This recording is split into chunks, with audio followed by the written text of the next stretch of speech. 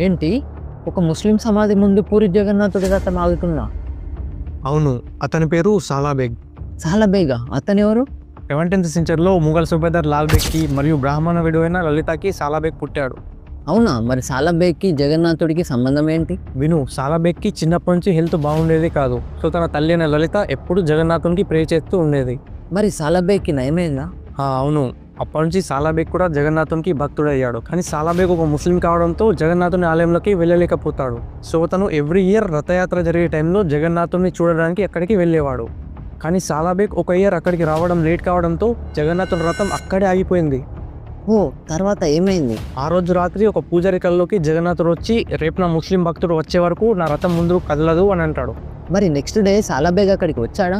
వచ్చాడు. సాలాబేగ్ అక్కడికి చేరుకున్న తర్వాత జగన్నాథుని రథం ముందు కదులుతుంది.